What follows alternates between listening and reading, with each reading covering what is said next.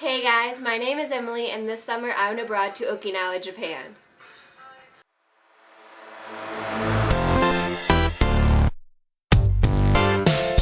So I went abroad through the incredible program Youth for Understanding, and I will leave a link to their website in the description box.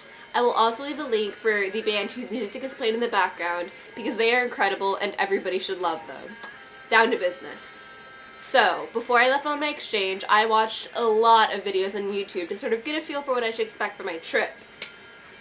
So I just wanted to sort of make a video to cover, or maybe a few videos, to sort of cover some of the areas that I thought those videos didn't exactly cover, at least in my own personal experience. So here goes. So, one of the things I wanted to talk about was baseball games. Being from Texas, I have been to quite a few baseball games in my time, but nothing quite like the one I experienced while in Japan. So, in my high school at least, a boy didn't have to try for the team. Any boy that wanted to join was free to.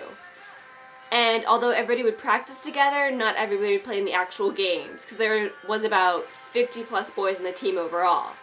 But every teammate, so went to every single game and dressed in their full uniform, would support the team from the stands, which was so cool and so much fun. A taiko drummer would make a beat, and then a team captain would lead cheers every time one of our players came up to bat.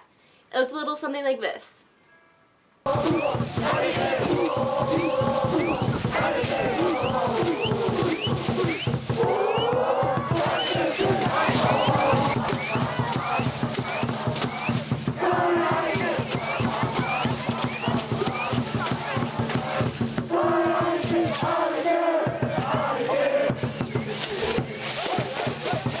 about 9 cheers total, and just attempting to sing along, really badly I might add, was just an incredible experience overall.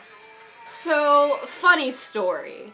I legitimately thought that half of my school was in a gang when I first got there. Most of the boys had their heads completely shaved, and there was even one girl who had her head shaved, except for a few danglies in the back. And I was constantly seeing boys bowing to what I thought then were senior gang members.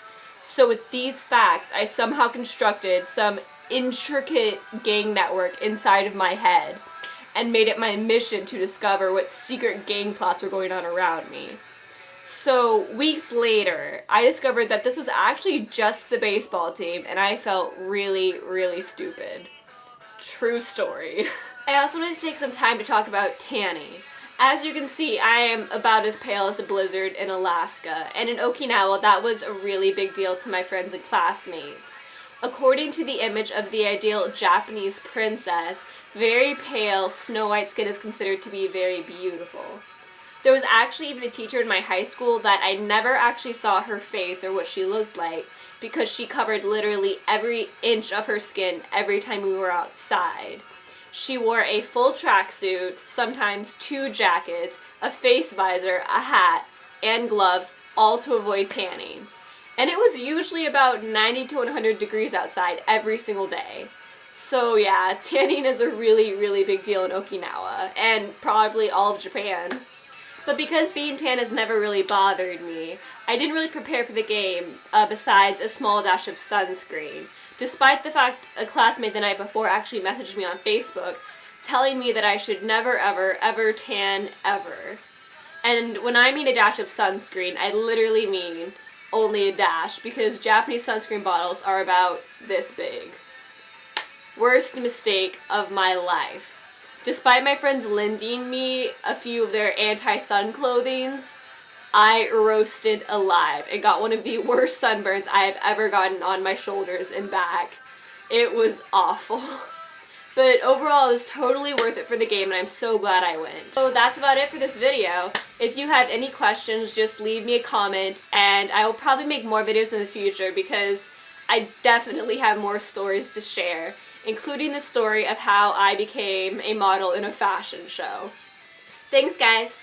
Bye.